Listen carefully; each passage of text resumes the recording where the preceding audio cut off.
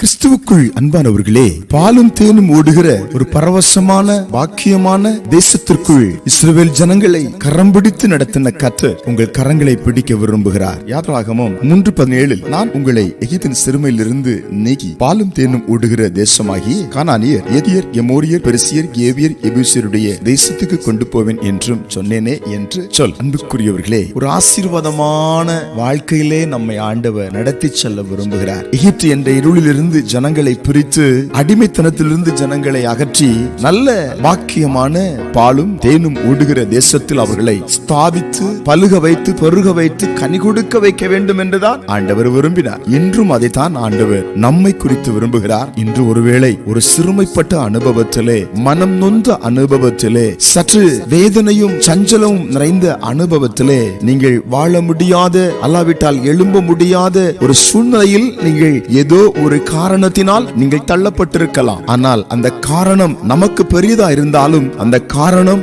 ஆண்டவர் பார்வையிலே லேசா இருக்கிறது. அந்த காரணத்தை கண்டுபிடித்து அகற்றி உங்களை ஆசீர்வதிக்க நல்ல இடத்திலே நிலைநிறுத்த அவரால் முடியும். அந்த ஆண்டவர் இன்றும் உங்களுக்காக உயிரோடு இருக்கிறார். நிச்சயமாய் எகிப்து உங்களை விட்டு மாறும். எகிப்தின் அடிமைத்தனம் உங்களை விட்டு மாறும். எகிப்தின் இருள் உங்களை விட்டு மாறும். எகிப்தின் சவால்கள் உங்களை விட்டு மாறும். சிறுமைப்பட்ட சூழ்நிலை உங்களை விட்டு மாறும். பாலும் தேனும் ஓடுகிற கானான் என்ற நல்ல சுதந்திரத்திலே, நல்ல சுபிட்சமான தானத்திலே ஆண்டவர் உங்கள் வாழ்க்கையை நிறுத்துவார். உங்கள் வாழ்க்கை அப்படிப்பட்ட ஒரு ஆசீர்வாதமான பாலாக தேனாக மாறும். ஆமென், ஆமென். இதுவரைக்கும் உங்கள் வாழ்க்கையில் தரித்திரம் ஓடி இருக்கலாம். இனிமேல் கர்த்தருடைய ஆசீர்வாதம் கரைபுரண்டு ஓடுவதை நீங்கள் நிச்சயமாய் காண்பீர்கள். ஜெபிக்கலாமா? எங்கள் பரலோகத்தின் பிதாவே, இந்த காலை வேளையிலே பாலும் தேனும் ஓடுகிற ஆசீர்வாதமான ஒரு வாழ்க்கையை எங்களுக்கு தருவேன் என்று வாக்கு கொடுத்திருக்கிறீங்க. அந்த வாக்கை ஜெபத்தில் இணைந்திருக்கிற எங்கள் மேல தேவன் நிறைவேற்றுவதற்காக ஸ்தோத்திரம். இயேசுவின் நாமத்தில் ஆமென்.